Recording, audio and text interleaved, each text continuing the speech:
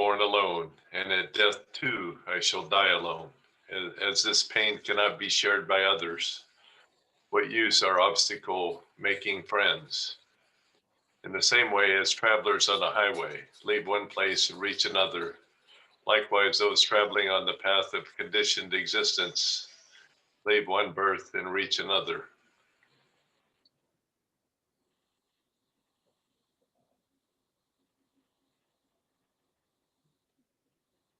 Wow. Okay. Well, 32, 33.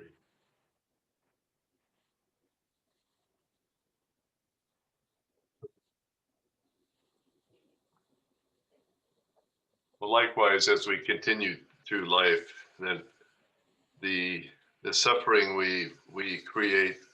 Wait a minute. 32, 31, 32. 32 and 33. Oh, 32 and 33. Okay. Yes.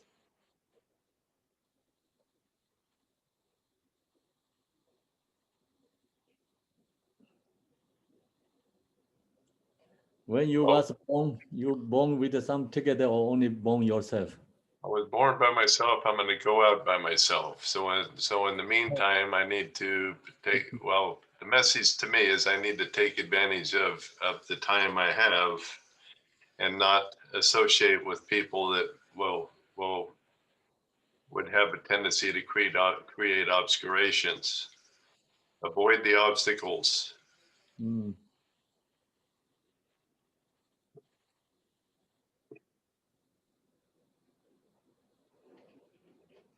Then verses 33.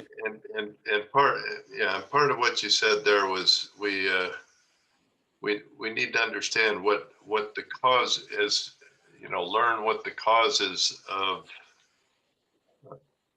suffering are, and avoid those causes or remove the causes. Okay, so 33.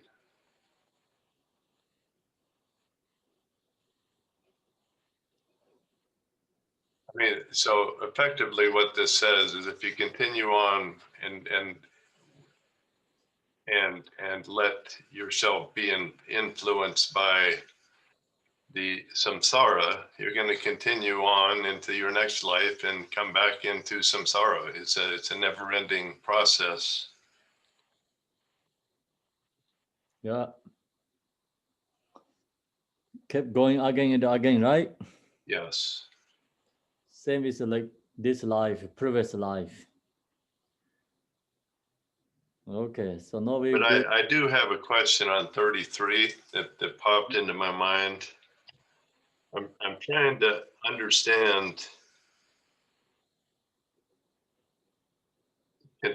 phenomena. Right now, I think my understanding is conditioned phenomena is real, but it has no inherent existence. Is that a correct statement? Yeah, there's the absolute truth, yes, but this is relatively truly we just kept going again.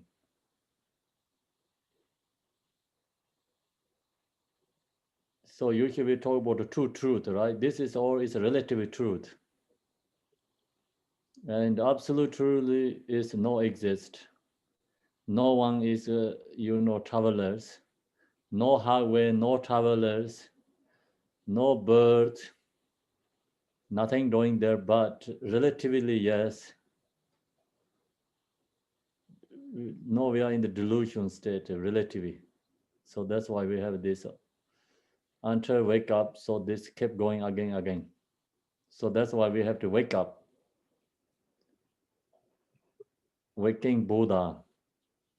Yes. Okay. Thank you. Until wake up, we have this problem. So when you wake up, then you don't have these problems. Okay.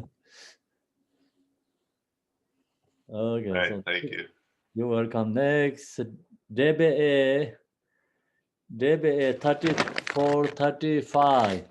34, 35. Yes. Until the time comes for this body to be supported by 4 pallbearers, while the worldly stand around stricken with grief, until then I shall retire to the forest. Befriending no one and begrudging no one, my body will dwell alone in solitude. If I am already counted as a dead man, When I die, there will be no mourners. And as I was thinking about this, I thought, again, Shantideva was a prince. And, we think about our own situation. We have friends and family, but he's right. I mean, he was important, and he's not rejecting, the people that care for him. He's not rejecting his position in life. He's going into it very clear-headed. So in the first one, I shall retire to the forest. That made me really think about that. That and then in the next one, he says, where is it?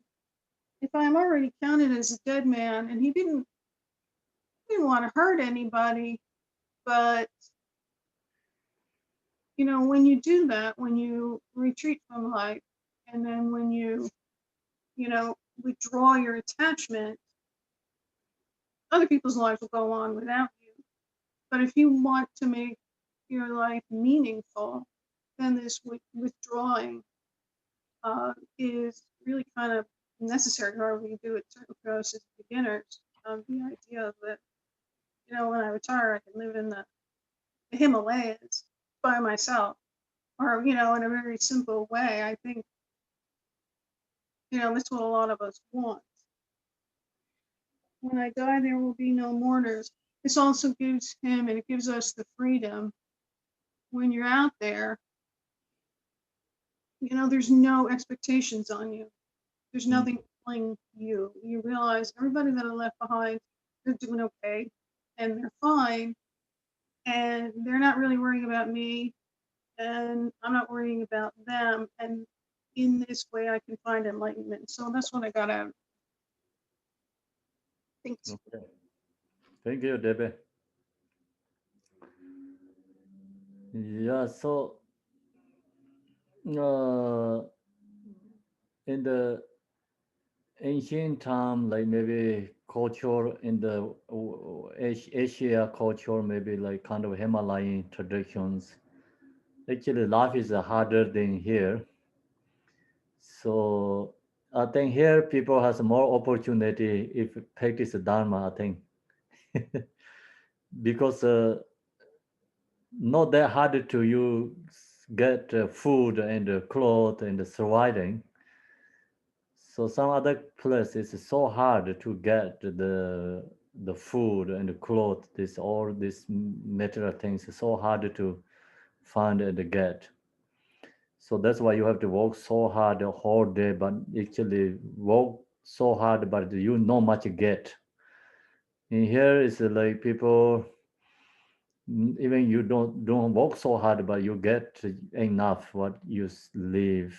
So if you don't really too much, using the material things, like just you wanted to live a simple way and you get simple jobs and you get that, and you stay in your home. You don't have really, some people looks like no really families always together, many friends, that nobody don't know each other much. Then just you have more time to meditate practice, I think, another way, right? Do you understand what I mean? Yeah, no, I've kindly set my life up this way. Yeah, pretty Yeah. simple. Yeah, then it's like, you don't have really enemies much because your job is very simple and you don't have many creative enemies. And people don't know you, you don't know other people much. And then you not really attached to your loved ones there. You don't see them there. You don't hatred to others because other people you don't know much. And then you have everything is like simply you get. So if you not really try to get too much material gain, it's simple life goes away. It's like perfect, I think, in US, Canada, here, Westerner.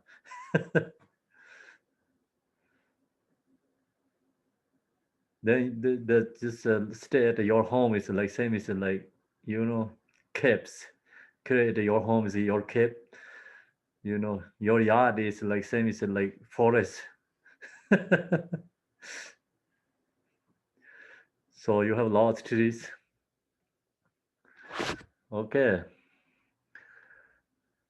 Then 36, 37, Debe B. Okay, so 36, okay, 36. And as there will be no one around to disturb me with their mourning, thus there will be no one to distract me from recollection of the Buddha.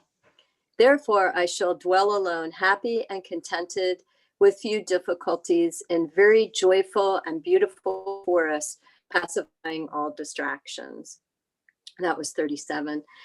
36, well, when we're in retreat and we're not distracted, we can practice Mahamudra, deity yoga, and we don't have any of those worldly distractions to take us away from anything. Also in 36 too, and in 37, it almost seemed like this was a little bit instructions like when we die too, because it talks about as there will be no one around to disturb me with their mourning.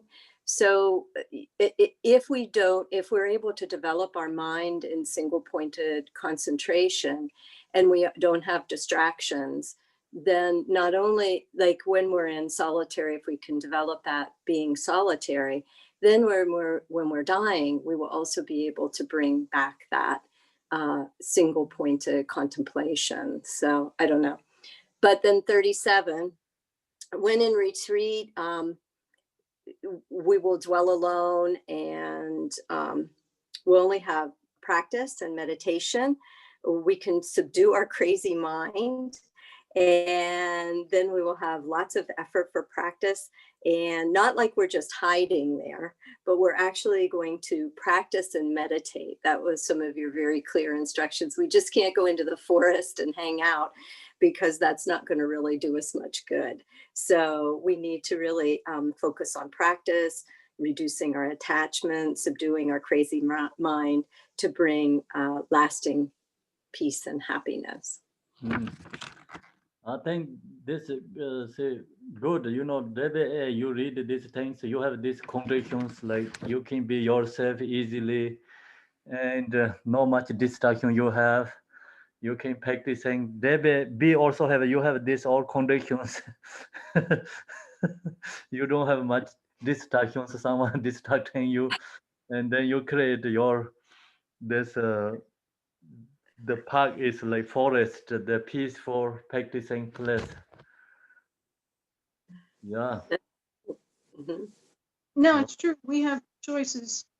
We have choices that in many other generations, women and people didn't have. We are lucky that way. Yeah, so this all condition we have right now here, mostly think about ourselves. We have these conditions. Mm-hmm. And the 38, I think that's really true, Khenpo. I think that you've said sometimes like we can create our heaven or we can create our hell. And it depends on how we want to look at our situation and how best we can utilize our efforts. So I can have a solitary retreat place in my room, you know, and create that same feeling. So thank you for that. That's good instructions. you're welcome. So now we go to 38, right? 39, 38, 39. Tom, Wazer, can you do these two? Okay. Having given up all other intentions, being motivated by only one thought, I shall strive to settle my mind in equipoise by means of calm abiding and to subdue it with superior insight. Both in this world and the next, desires give rise to great misfortune.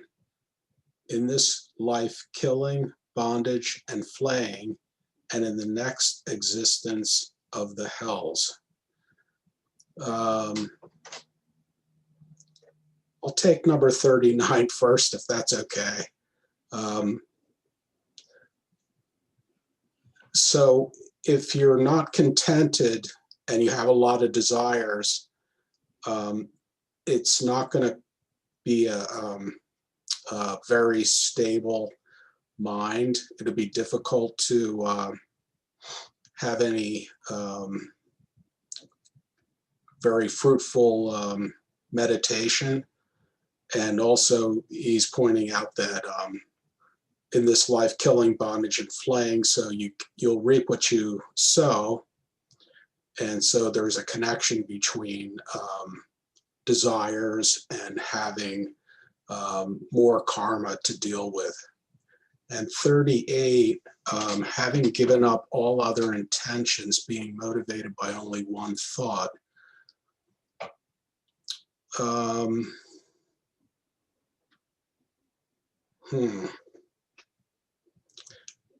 So if you can meditate undistractedly, or if you're in an environment where you can relax enough, and Khenpo, is this right that sometimes meditation is described as getting used to the way things are?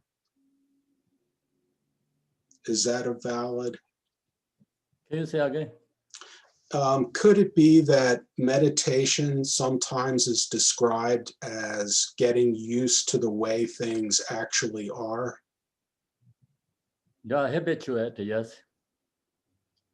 So, okay, so I shall strive to settle my mind in equipoise. So and from how I look at it is you're getting used to the way things are, which leads to calm abiding and to subdue it with superior insight. So calm abiding and wisdom are not really separable. Yeah, just only one intention, wanted to, you have practice meditate, calm abiding. Then rest the mind, meditate. So that is the great one, right? Yes. So we put effort only that for practice meditation. No any other intention, no any doing any effort. So only one effort put into the meditation, only one intention wanted to practice meditation. Okay. Thank you. Yeah. Okay. So then 39 you already done, right? So Yes. the same is like this desire attachment is causes suffering this life, future life, both, you know. Yes. Now we go to then 40, 41. Amanda, please, can you do 40, 41? For the sake of women, many requests are first of all made through go-betweens. All forms of evil and even notoriety are not avoided for their sake. I engage in fearful deeds for them and will even consume my wealth, but these very bodies of theirs that I greatly enjoy in the sexual embrace. So this is more detail in abandoning thoughts and emotions. So the main point is, if you're a man, then do not be attached to women, and vice versa. If you're a woman, do not be attached to men. You lose your honor and praise, but still continue with this attachment. It creates causes of suffering in this life and future lives. And then for 41, through this attachment, there is nothing meaningful. So you waste your wealth and you commit unvirtuous actions for this attachment. And I think when we're thinking about this precious human life, if this is your focus, this attachment is your focus, then you're wasting your energy, you're wasting this precious human life as well. Thank you. Thank you. So now 50, 42, 43. David. Okay, can you hear me, Khenpo? Yes. Okay. 42 are nothing other than skeletons. They are not autonomous and are identity-less, rather than be some desirous and completely obsessed. Why do I not go to the state beyond sorrow instead? And 43, in the first place, I made effort to lift her veil, and when it was raised, she bashfully looked down, previous whatever anyone looked at or not, his face was covered with a cloth. this is related with the same concept of attachment between man and woman. And 42, what you mentioned was that the oye is no more than a skeleton and no autonomous. Uh, and we should not attach to these objects. They are not pure, and the oye is empty in itself. It's better to give up and go to meditate and practice, really. And 43 is related with, you mentioned, with the Indian marriage process between a man and a woman, and also it talking about this attachment to that. I finished, Khenpo. Okay, that's good. Just yeah, it's just think about it, like when they get married, it's like does things, right? Yes, Mm. yeah, I think so. In India, you know. 44 is go together.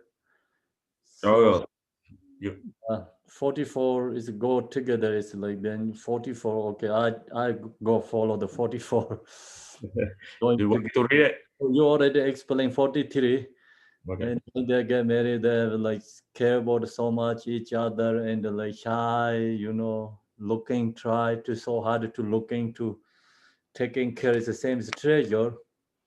But then think about 44, but no, why do I run away? I Okay. think that really be holding this face that disturb the mind as it is being revealed to me by the virtues. Then same that, you know, first you have to care about the treasure, same as the treasure, a special one. Then it's actually when you die, or you can see it's only just same as the skeletons, right? Skeletons is Yeah. vultures food. So then that time is like no anymore your treasure. So why you don't see first time why you don't see the no treasure? Why you take care the garbage is a treasure first? Then why no you said thinking about the garbage first you say treasure, no it's a garbage. Why you don't see before that? You know, it's the same thing. Nothing changed. Always is a garbage. You Yes. know. Okay. 45. 46, 45, 46. Evia.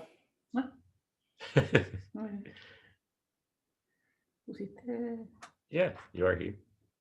Previously, I completely protected her body when others cast their eyes upon it. Why, miser, do you not protect it now while it is being devoured by these birds? Since vultures and others are eating this pile of meat that I behold, why did I offer flower, garlands, sandalwood, and ornaments to that which is now food of theirs? I think it's just more of non-attachment on the body, you know, finding that the body is, you know, impure and there's nothing, it really has no substance. There's nothing really to it and we shouldn't be attached to it. Am I missing something though? Yeah, that's a main point, yes.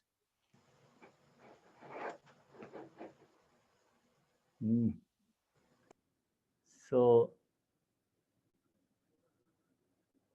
completely protect her body when they cast their eye upon it. One measure means like it's a measure is a kind of a Like cheap, like you want to keep everything to yourself, like attaching to her body and making it so that the other men, you know, don't see. He's keeping her like a miser, like very attached to the woman. Yeah. Saying other men not to look at her, but it does, you know, that's just suffering. There's no point, I think. We have like that kind of person in the world, you see? Do you know? Oh yes. Oh yes, right. It's Okay. also for the honor of the family in honor shame societies, the Mediterranean and in India and in Middle East. You have, you know, the dishonoring of the wife is dishonor to the family, and it shames the family. So they uphold the honor of the females of the family. Yeah, some guys like say the wife is so controlled because it's due to this measure or this one, you know. so strong controlled. They don't give any freedom. Exactly. Also, the last line in verse 46, the last word of that in the text that I have, it says of food of others. What do you guys have? We have the same as the food of others. Oh, of others? Okay, I didn't hear that correctly then. Okay. Yeah.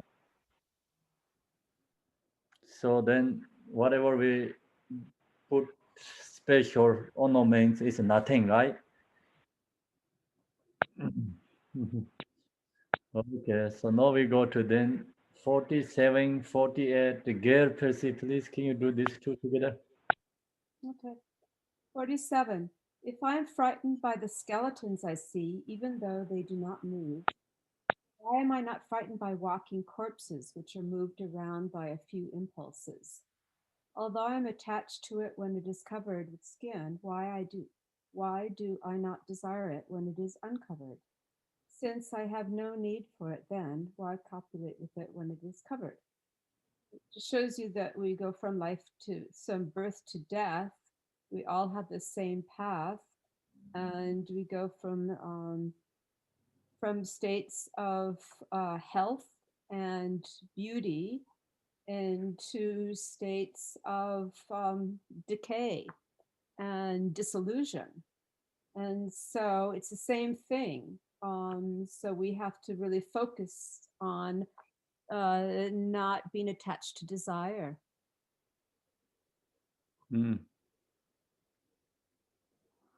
Okay, so do you scare the corpses or no? Corpses, walking corpses. We are walking corpses. No walking corpses. Every day we're getting a little older. We're not scared of walking corpses. You don't scare. We're scared of no walking corpses. We don't scare walking corpses. From the day that we're born, we're a walking corpse. We get older every day. Yeah. So you don't scared like no walking corpses, right? No. Are you sure? I would be scared by a walking corpse. So actually, it means like depending where you are actually, right? If you stay alone yourself, that no any other people, there no walking corpses there, you really scared and fear. And then if you are in some city and the danger places, then of course like you see some walking corpses, you're scared. So where you are, right, dependent. Well, if you're taking it literally from the relative stance, walking corpse being a zombie or a ghoul.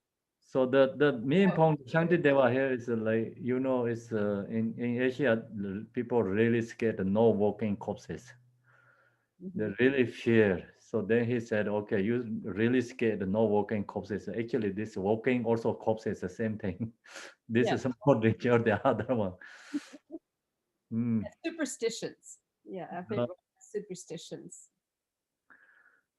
Okay, so then we go to 49, right? We are 49.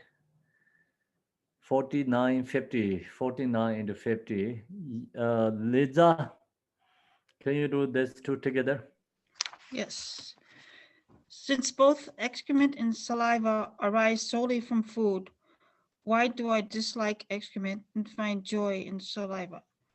Cotton too is soft to the touch, but while I find no sexual delight in a pillow, I think that a woman's body does not emit a putrid odor. Lustful one, you are confused as to what is unclean. So 49 kind of explains 48. But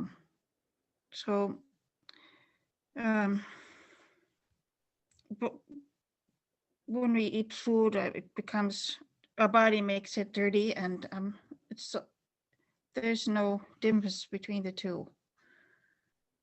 So I think saying, objects of attachment that we have are, upon examining them, they don't exist as they seem. And 50 is talking about how can the mind be attached to something physical? And also the mind is confused because it doesn't recognize what is clean and what is dirty. So we have to unconfuse our mind by reflecting on attachment. Thank you, Lisa. Okay. 51, 52. Okay, so Mary.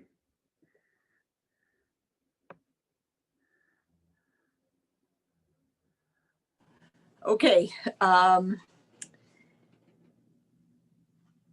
Thinking that they cannot sleep with this cotton, although it is soft to the touch, confused, negative, and lustful people become angry toward it instead. If I am not attached to what is unclean, then why do I copulate with the lower parts of others' bodies, which are merely cages of bone tied together with muscles, plastered over with the mud of flesh? I think it's more about the walking corpses here. You know, that this is a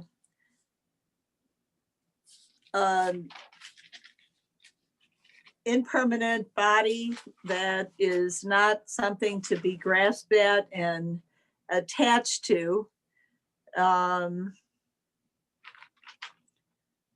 particularly any more than your pillow would be. And that in reality, your body is just being tied together with plastered over with the mud of flesh, which is an interesting image. So I think it's just saying the same thing. Right. Confused mind is like just, you know, not recognizing what is clean, what is dirty, right?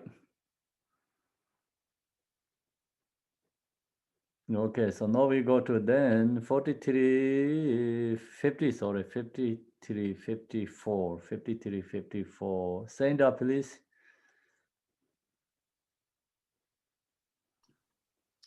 I myself contain many unclean things, which I constantly have to experience. So why, because of an obsession for uncleanliness, do I desire other bags of filth? But it is the flesh that I enjoy, if this is what I wish to touch and behold. Why do I not desire it in its natural state, devoid of any mind?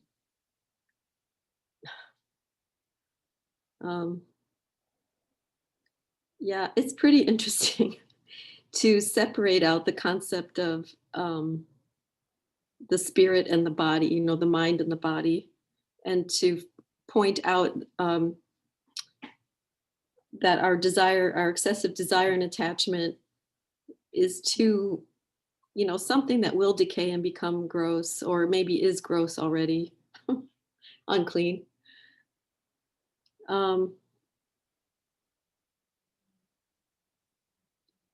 It's sort of saying, why wouldn't you desire this dead body or this body without a mind, since it seems like all you really care about is the flesh? It's just really, it's really helping to break down desire and attachment and help to lessen that, I think. It's called logic. Yeah. If it's the flesh that enjoy, then so your mind is attached, right? The mind really cannot touch to the flesh because the mind is not physical. It's called logic. It's relative truth, logic, good understanding.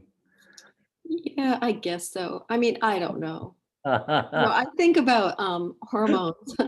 I really think about hormones, okay? Like, it's not just the body, it's not just the mind. There are hormones, and hormones are sort of like Tigray, you know? And Tigray maybe is bodhicitta. Like, I'm not really sure, you know, but I understand the point. Okay, so that's the important point is. Okay, so now 55, 56, EDG.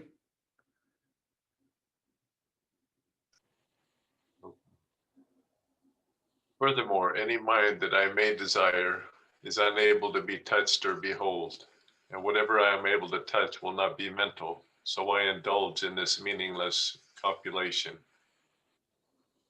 It is not so strange that I do not understand the bodies of others to be of an unclean nature, but it is indeed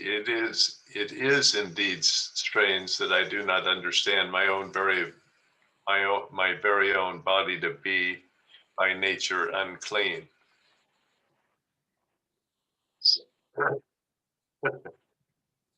Okay.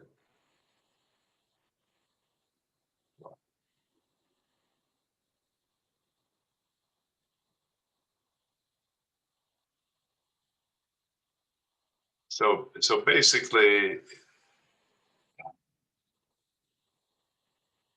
very similar to what Sandra was saying, actually, but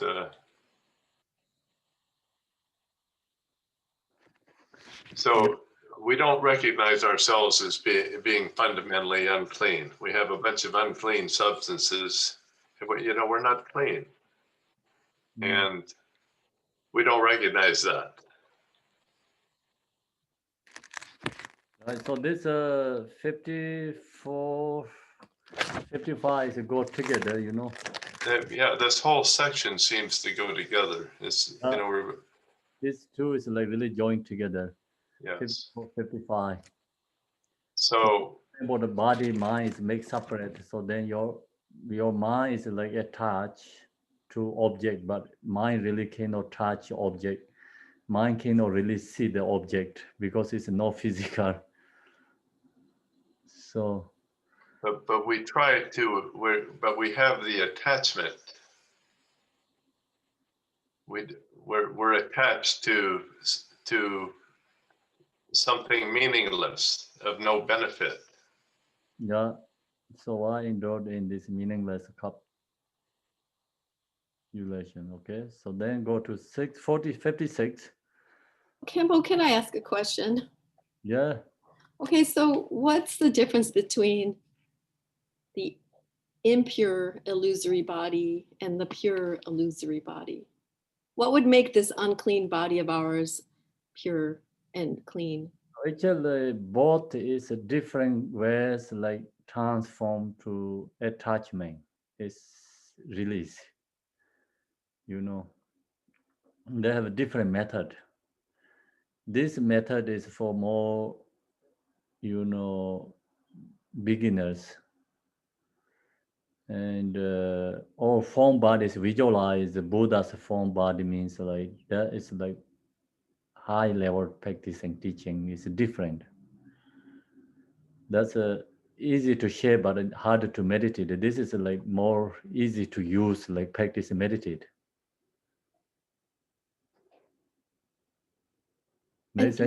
Okay, I mean, I think both is like just main point is like not both practices like release the attachment using different method. Yeah. So we're talking about like example poison is in your yard. So you're going to cut down tree and pieces of chopped and take where to like no one goes like throw away hidden somewhere destroyed. So that is the same like this way because you're scared for poison. It's poison going to affect you if you're going to get sick, right? Die. So then, or you have a really skillful, you really know how to change the poison. So you don't have to do all these hardships. You can make medicine. Use that if you know how to do. So anyway, it's like both ways to get rid of poison.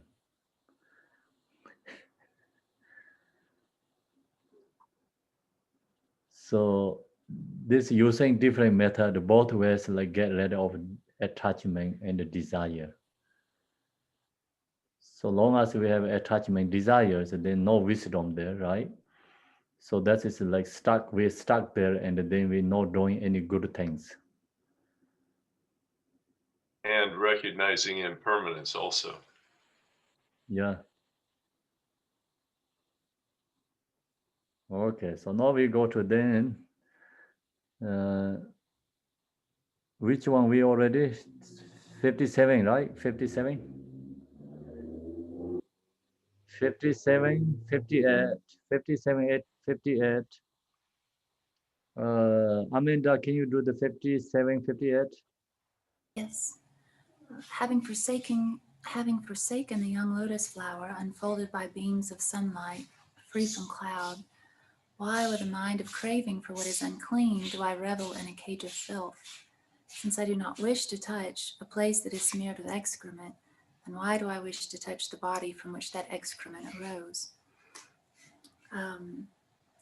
So the lotus flower is so beautiful, pure, and nice, yet we have forsaken it. Our mind is not with a beautiful object, but with an unclean object, like a fly that is always around manure. I was thinking about manure. We don't want to be with excrement. Excrement comes from the body, so why do you want to be with the body? And I have a question. Is the lotus flower, is that mind nature? What is the lotus flower? That's the opposite of attachment and desire. Just this example, no, I think more deeper any meaning. That just means like beautiful, no jacket. Oh, okay. Okay. Even if you really attach to beautiful something, then why you not attached to lotus flower? It's so beautiful. I see. Okay, thank you. Okay, so no 50, Mary Lane, please, 59, 50, 60.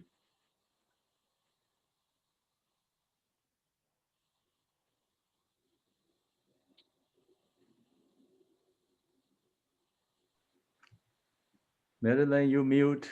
There, I don't know, it keeps, I unmute and then it mutes itself again. Okay. If I am not attached to what is unclean, why do I copulate with the lower parts of bodies, which arise from the unclean field of a womb and are produced by the seeds within it?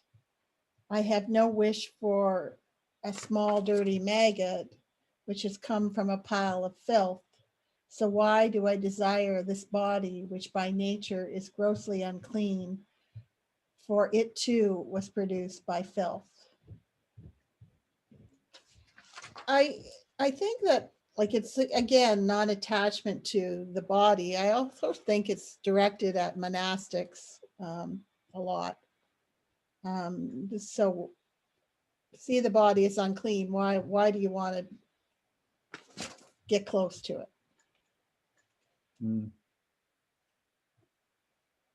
Okay. So everyone good, right? It's actually easy, but He's reinforcing the point over and over again. If desire rises while you're calm abiding in your meditation and it's distracting you from meditation, yes, these are all the anecdotes to use. Think of filthy corpses, pollution, putrid bodies, anything non-desirable and ugly and smelly. And, he's hitting the hammer over your head over and over and over again. yes. Okay, Gail, please, can you do the 61, 62? Okay. Not only do I not disparage the uncleanliness of my own body, but because of an obsession for what is unclean, I desire other bags of filth as well. Even attractive things such as savory foods, cooked rice and vegetables make the ground dirty and unclean, should they be spat out after being in the mouth. Yes, so again, the same point. You're just saying in all different ways. Yeah, you're not really thinking about how your body is just as awful and impermanent. And why pile it on again and again and again with other bags of filth, with this not rejecting all the impermanent pleasures of life. So it's, you're talking about food that will smells so delicious when it's first cooked and you leave it in the fridge for a couple of weeks and it really smells bad. Or you put it in your mouth and then you throw it up and it's just awful. So everything is impermanent and decays. So you have to think of the absolute truth instead. Okay. So 62, 61, 62 is a very simple one, right? Easy to understand. Anyone has a question? No, right? Yes? Hello, everyone, okay. Then 63, 64, DBA. I always know when you're going to call it. Although such uncleanliness is obvious, if I still have doubts, I should go to the cemeteries and look at the unclean bodies of others that have been thrown away there. Having realized that when their skin is rent open, they give rise to a great deal of fear, how will such things as these ever again give rise to joy? Well, the nature of our mind is dharmakaya and is pure. But when we're born, we're again very stupid. We don't know what's going on. So we grow up thinking that this is totally normal. And I really like that he's making that point. It's like, no, it's not. No, actually, your body has to eat and your body wants to reproduce. And none of these things are natural to your mind, which is dharmakaya. And so so you have to renounce, you have to renounce your body. You have to renounce attachment. You have to identify your body's need to reproduce, see it for what it is. Because it's very easy to become obsessed with food or marriage or whatever. So I think that's the main point. And again, I mean, it's funny because I wish we did have, the kind of old-fashioned cemeteries where you could go and see the vultures eating bodies. Because first of all, I don't want to see what's inside the body.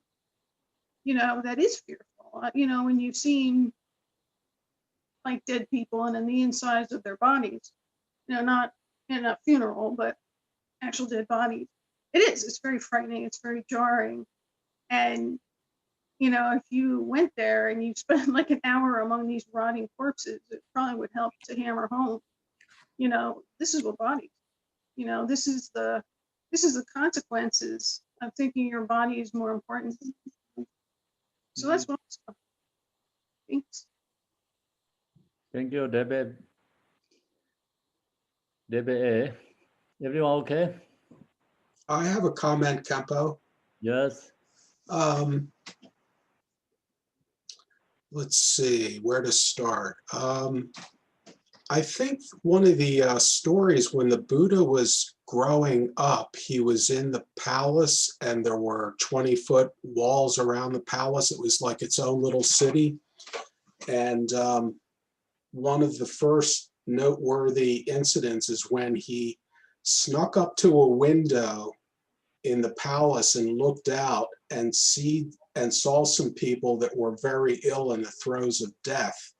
And he had never seen anything like that in the palace because anything unpleasant in the palace is very concealed.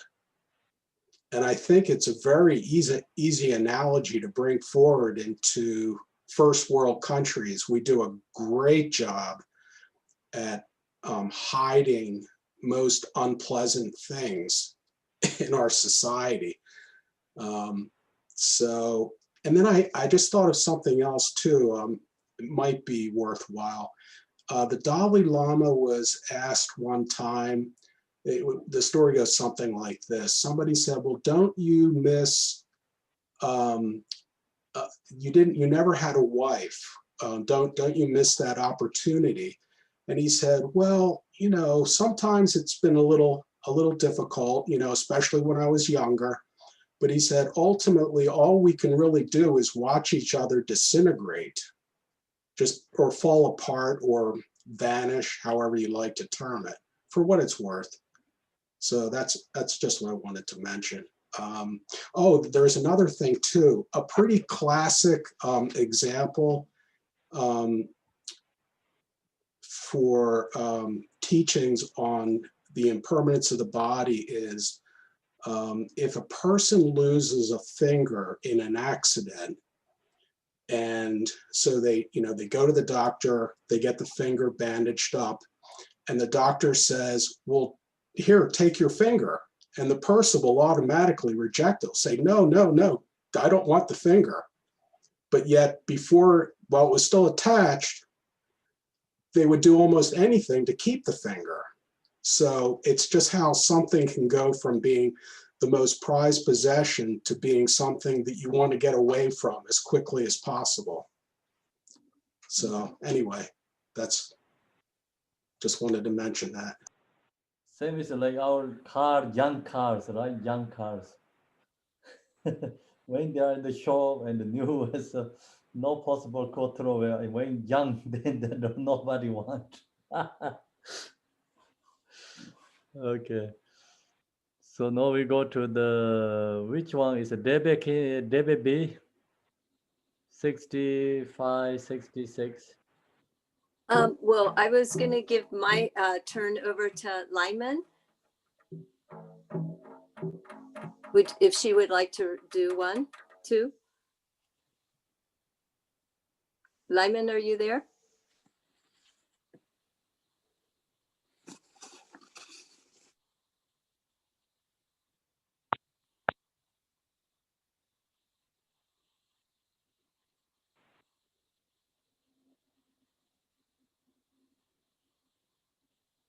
Hello, Lami. We cannot hear.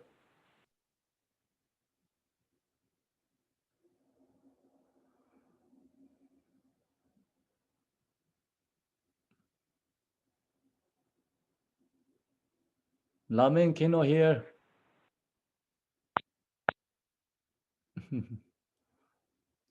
She doesn't have I don't know if she can talk, at least on her thing, there's no microphone.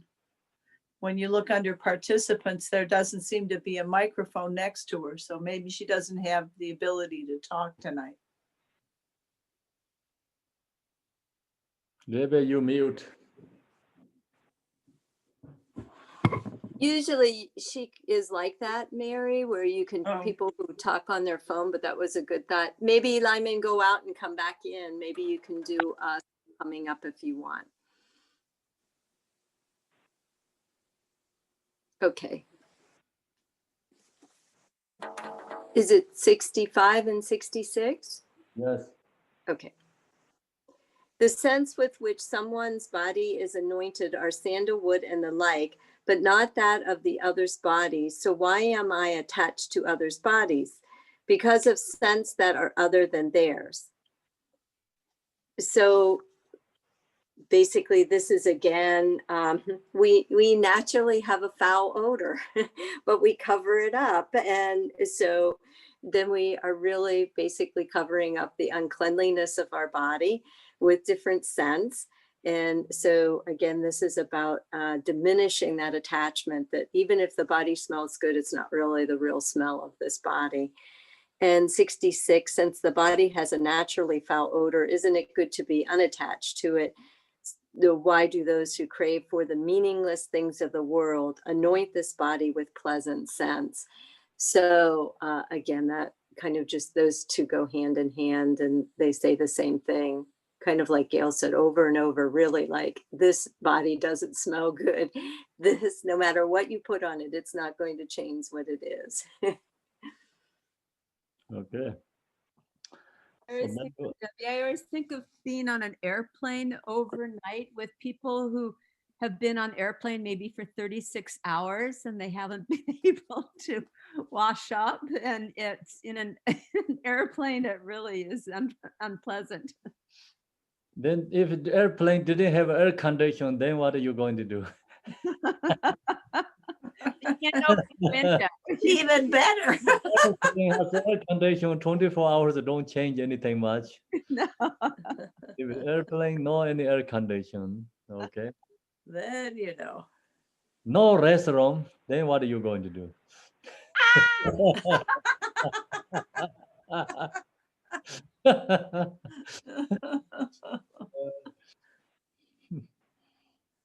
Okay. So now then go to 67, 68. Laming, do you ready?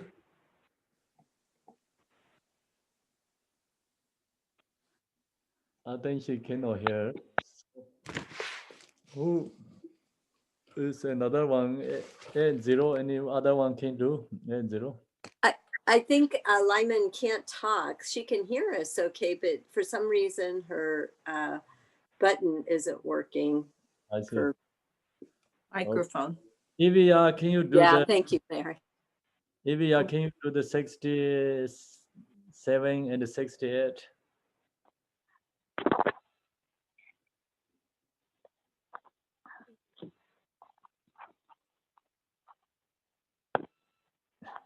Laming trying. Yeah, I'm trying. Now we can hear you.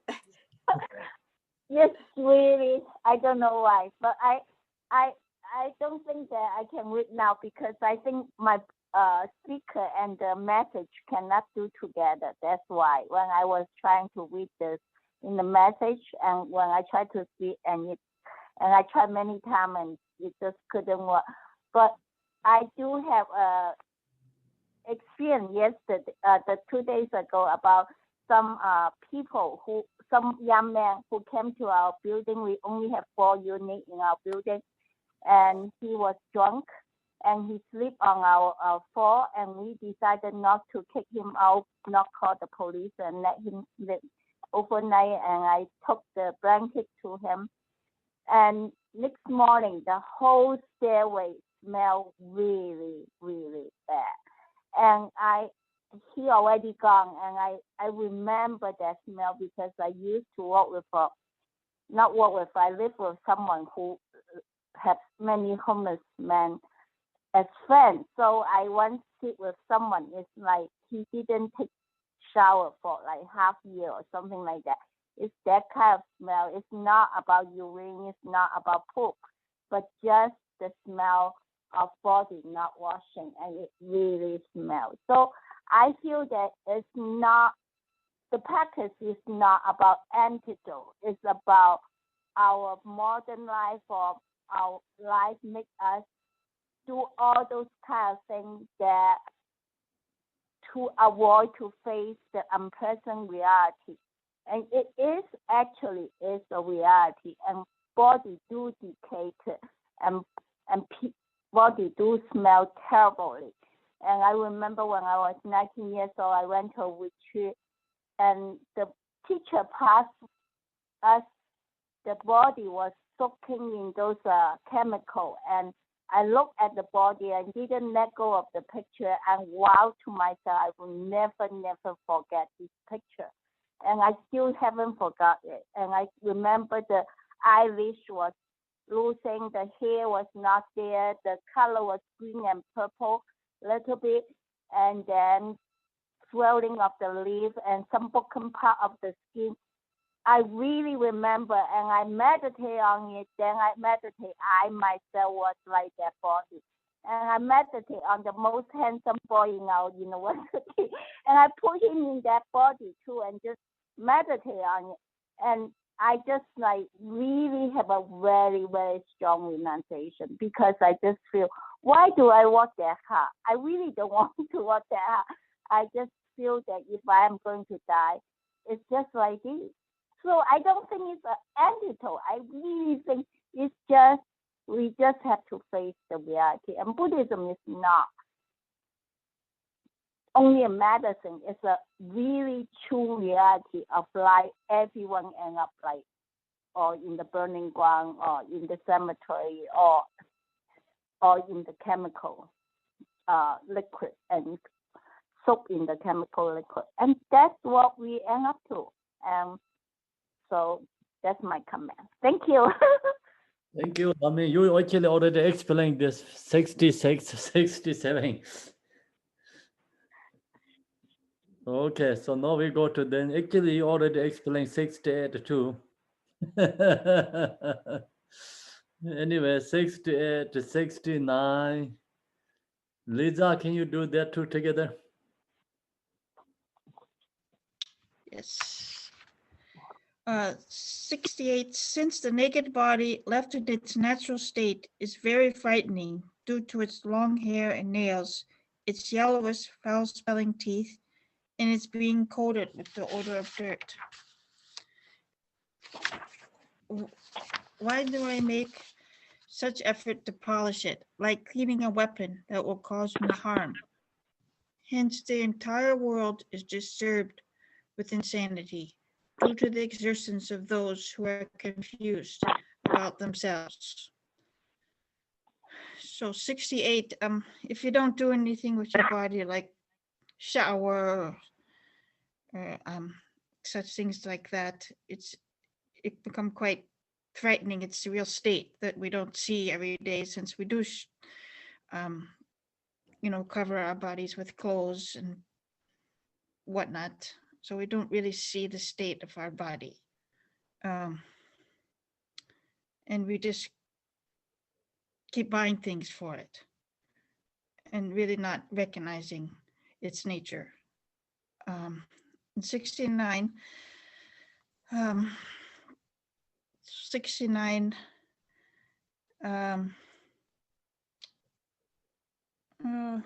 so we take so much effort to care for the body, which is actually a dirty object. So taking care of the object that causes so much suffering is really insane. So it's ignorant to just spend your life just taking care of your body, unless you have the fortune to have a spiritual perspective that your body is like a boat, like it says earlier in the book, in the text. So much effort for causing so much suffering is very insane. So we have to adopt the thing Shantideva has been teaching us, that art is a boat, and have to use it properly. Otherwise, it's just really insane how we are all living on this planet. And actually, I wanted to say, as far as being zombies, it's actually really true. And actually, it's kind of frightening, because I spent a lot of time in New York City, and people just walk past people on their phones and whatnot. Nobody talks to anybody. Nobody sees anybody. It's really quite frightening, because what if you die in that state? I don't think people even know that they're dead. I think it's quite frightening. So this, what we were learning today, really make me think. Of course, to contemplate the four thoughts every morning, really should contemplate them and practice for other people, because most people don't have this fortune. How many of us are here tonight? 15 people reading these verses, and 30 people in the morning. There's millions of people on the planet, and so it just made me really think, or to practice for other people. And anyway, that's all I would say. Thank you, Lisa. Okay, then Avura is there. Avura. Yes, Khenpo, it's coming. Avura 70, 71. You have it? Yes. When my mind rises above worldly concerns, through having beheld nothing but skeletons in the cemetery, will there be any joy in graveyard cities which are real or filled? You said filled with moving skeletons? Yeah. Furthermore, these unclean female bodies are not found without paying a price.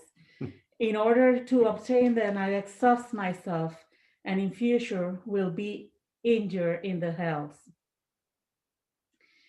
Well, it keeps the theme of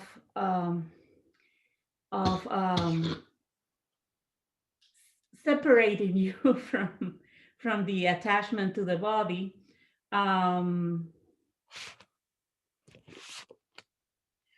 This paragraph sounds as what I think it was Lisa just commented on in the cities.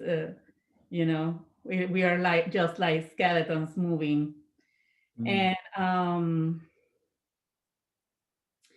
71 furthermore, the skin and fit was not found without paying the price. Yes, well, it's that we waste too much energy and put too much effort in something. In this example, getting female bodies or male bodies,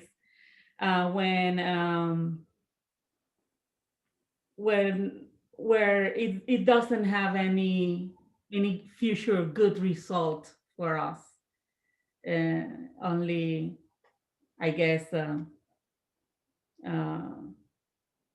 you know, we just tire ourselves. We just waste energy and time in something that will not have any results. I don't know. Someone else wants to comment. Yes. That's it. Thank you, Avira. Okay. Okay, so no, I think finish it today, yeah? I thought we have lots of verses, but it's not many. Okay. Yeah. So it's done. Then anyone has any questions? We are okay, everyone? You were very clear, Khenpo, so we could go through quickly this evening. So it was great. Yeah, go for it.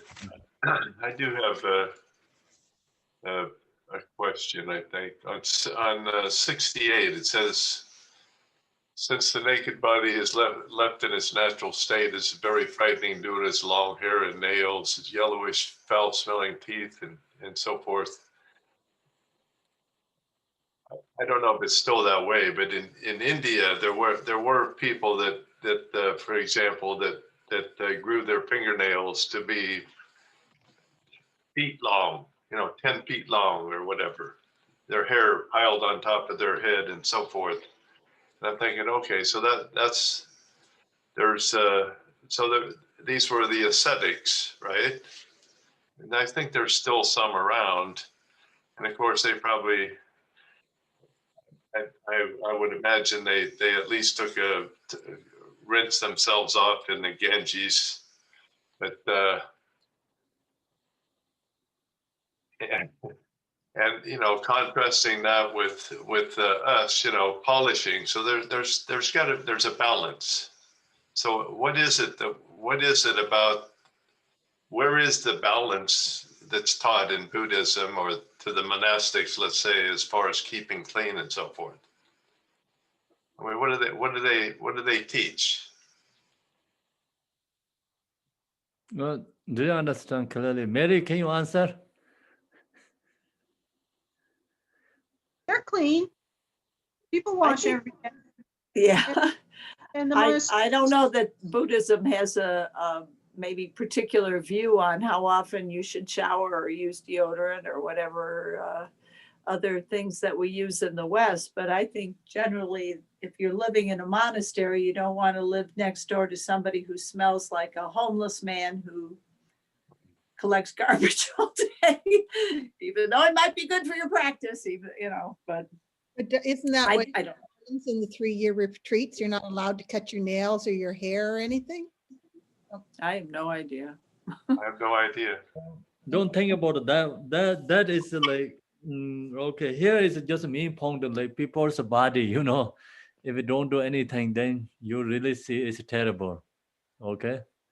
That's the Shanti Deva he talking about. The other just rituals, whatever they're making, they're just different community make different roles.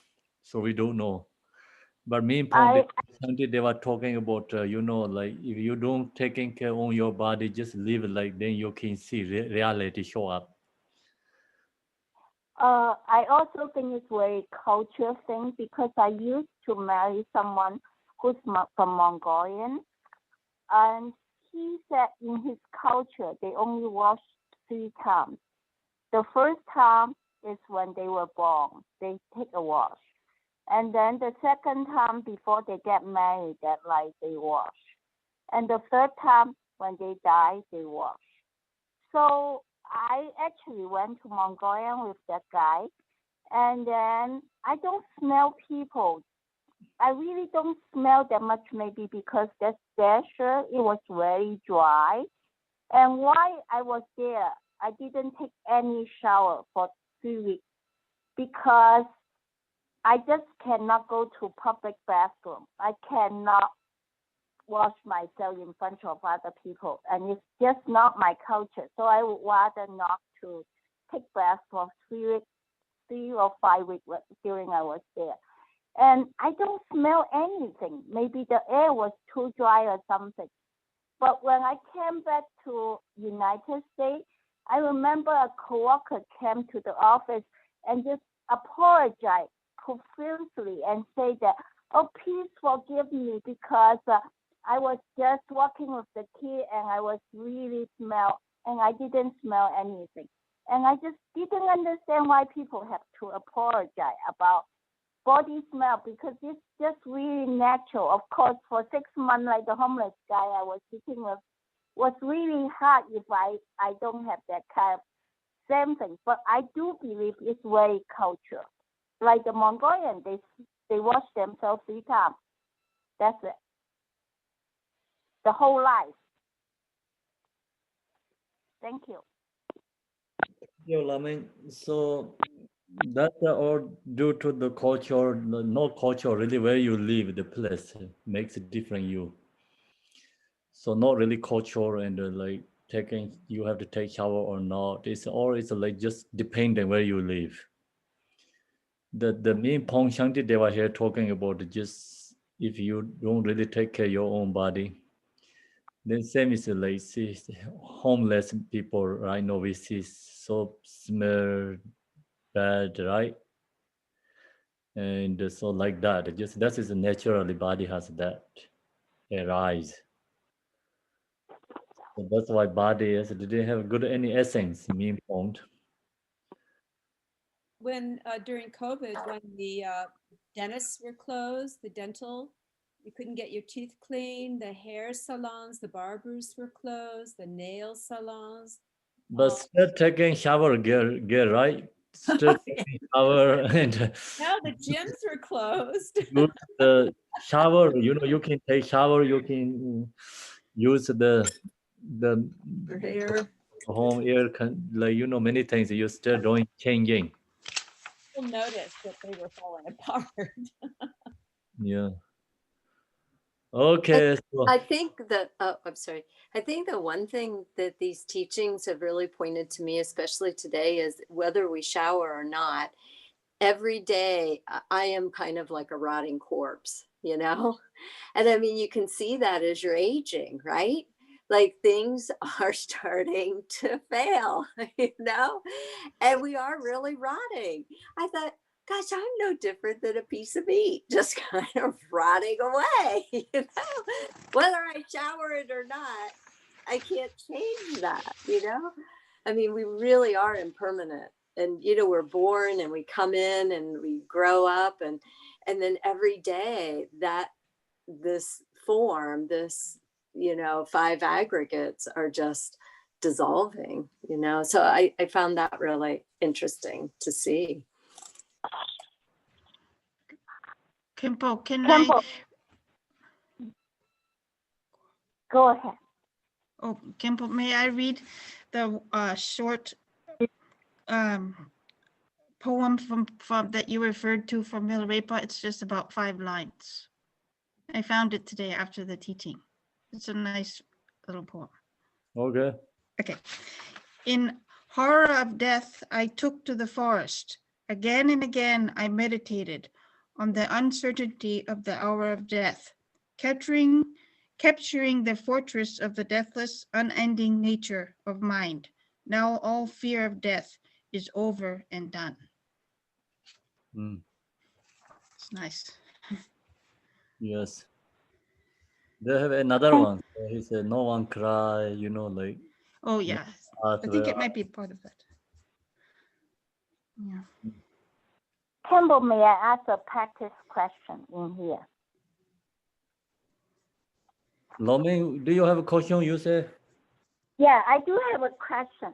Like when I practice, I feel that like sometimes I do have an renunciation. I really didn't like this role or that kind of renunciation. But when I was in my 20s, I really want to have a boyfriend. I really want to get married. I really want those kind of things. And even though I study Buddhism and even though I am trained Buddhist, but I still have that longing. I choose to get married. When I wrote the letter to my teacher, the teacher said, I mean, if you want to go to hell, go to hell. I was so mad at my teacher. So I just didn't return any of his letter from there on. But I just wonder why, even intellectually, I know that marriage is difficult. Everything was difficult. Desire of difficult. Attachment is not good. But as a human, when I practice, just the intellectual part is not going to help me stop the attachment. What, like Santideva say again and again, anger will take you to hell, but it doesn't stop my anger. Even I know that the anger will take me to samsara, but when I am angry, I can't help it. What can I do? It seems that in the Buddhist teaching always say, oh, don't be angry, don't have negative emotion, don't this and don't that. It's easy to say it. But when you practice, how do you do? You really get angry, what should you do? That's my question. Thank you. Yes. So that's why we have a listening, contemplate, meditate, right? Different levels. We didn't say, okay, you listening, teaching enough, you are Buddha, right? So you cook the food, you have to eat. So long as you have food at your home, that doesn't have you know you're going to hunger, right? If you don't eat. So first we say, oh, you have to work hard, make money, you must have to have a grocery to pay for that, buy, you can afford for food for yourself. So that's the very important, right? Mm-hmm. So that's the same as like listening, teaching, cultivating this one, listening, teaching. And then you have food in your home already, but the meditation is the same as like you eating, cooking in the eating. Cooking is the same as contemplating. Eating is the same as meditation, okay?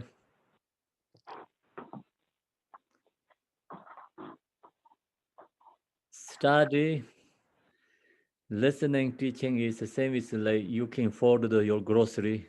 You can go to shop, you can bring to food at your home.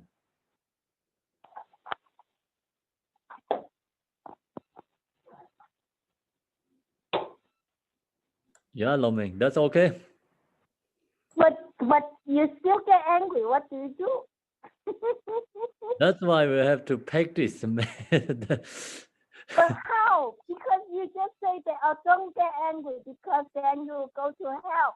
But I still get angry. I cannot, even when I'm thinking, oh, I will go to hell, but I still get angry. So it's not just like you bought food at home, then somebody said that's not enough. You get food at your home, but you have to eat, otherwise you're going to hungry. So you say, oh, I have food already at my home, why I'm going to get hungry? So you mean that, so that's the practice. You say that we need to cook it to eat it, but the problem is I don't hear that much about cooking it and eating it. I just hear most about don't get angry. Don't let your negative emotion Yeah, so control. that same is the, like also like you practicing also like same as the food you eat today and you hungry, like you hungry again, right? Yes. Or some like you can maybe use something this practicing like you can control your anger, but then still come back again anger. So that's why you have to practice often and often until like reach the completely goal. So the practice means when I am angry, if I chant the mantra, will the anger go away? Or what is the particular? Yeah, when you're angry, so many there. Yeah, when you're angry, you recognize that's also good. So you see, oh, angry is bad. So that's also good.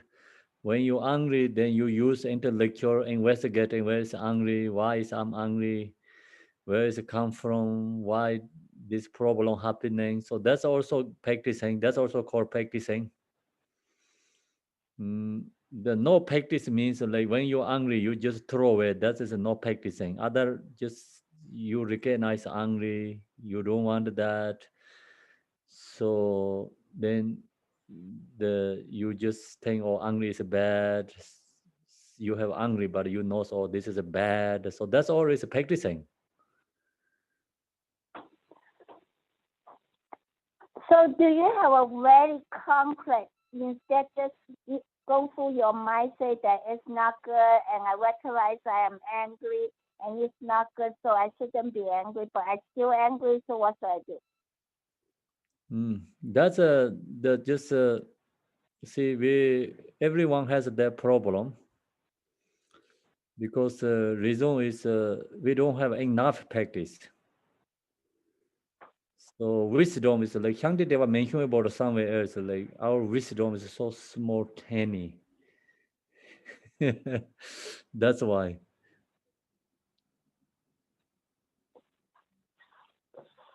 So it's not about the negative emotion from your point of view for practice is just wisdom can solve it. We don't have to have other things. Just wisdom can solve it. You mean wisdom is come over the human emotion? Yeah. Is wisdom can overcome all the negative emotion? Yes. Really? Yes. Really? Yeah. So actually, you're practicing generosity, patience is like, cutting the branches negatively. Yes. Love, meditation, compassion practicing is like you cutting the negative branches. Yes. So practice wisdom is like you take out root the negativity. So okay. So okay. that kind of difference. I understand what you are saying. Okay. It's because I never practice. You don't practice. You don't deity practice. So if you are angry, if you imagine you visualize yourself as Tara, full of compassion. Will you? Oh, I see. I'm talking about the wisdom. Wisdom. Okay. Wisdom is like Mahamudra and the view emptiness. So that meditation is powerful. Also the Yidam deity practice is something different method. Special method. Okay. Yeah, it's really beautiful to share the teaching, but also depending, like if used to harder to help you to change, transform. So it's depending which is you really familiar, you used to, that really helps you. Okay. So now next we see this Tuesday we going to contemplate the supplication Tara. So Amanda did a very good, beautiful the transcription. So we use that. And each Tuesday evening, so we go one verses, like cultivating. So that helps. Like that way, then we practice one is like for focus one and more used to that. That's really helpful. Yeah.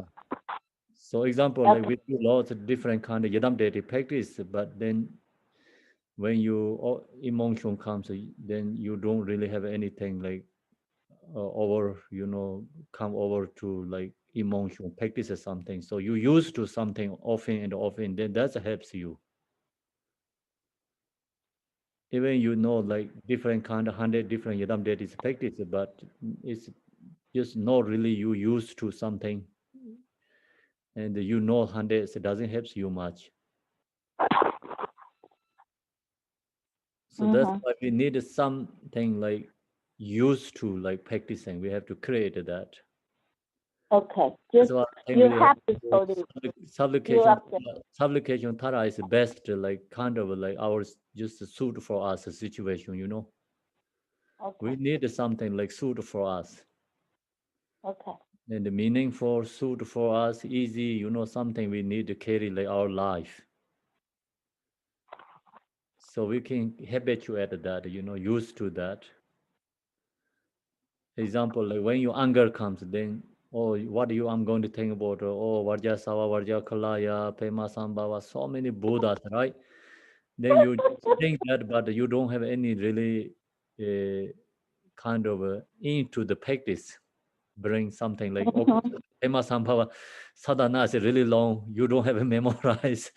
So whatever I'm going to chant, what I'm going to do, mantra also good, but you don't really know meanings like there is. So that cannot really into that much. And then example, supplication Tara, like I think, so you chance, like you recognize like Ambong Dharma, that means really no self is there. So you fears recognizing, no exist. Why I'm fear, why I'm attached, why I'm struggling, myself. So this each words bring you really powerful into, understanding. Then you can visualize the Tara too, right? Okay, so that's a kind of we need something. That's why we're going to do this practicing. Okay, thank you. You're welcome. Okay, so then we do the dedication. Mary Lane, can you share?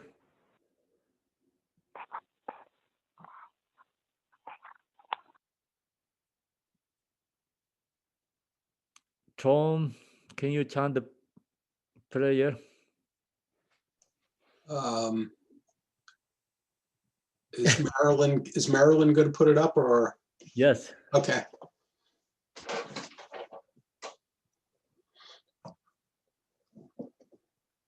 Yeah, this is harder to come into the screen, something going on.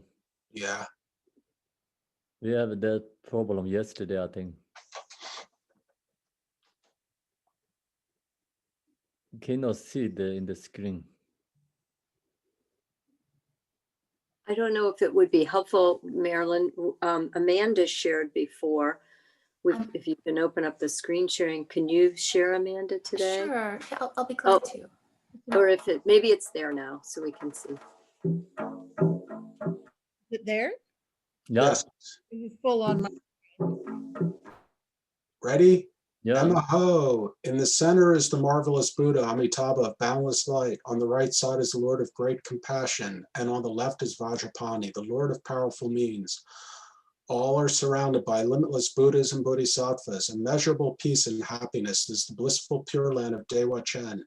When I and all beings pass from samsara, may we be born there without taking samsaric rebirth.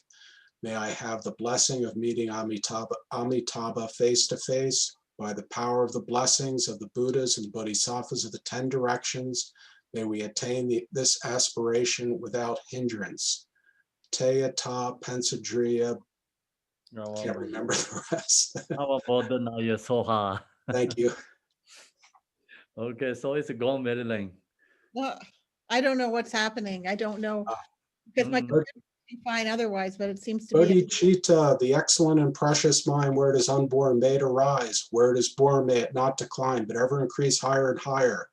By this virtue may I achieve omniscience, by defeating all enemies' confusion. May all who travel on the ways of birth, old age, sickness, and death cross the ocean of samsara. As Manjushri, the warrior, realized the ultimate state, and as did Samantabhadra, I will follow in their path and fully dedicate all the merit for all sentient beings.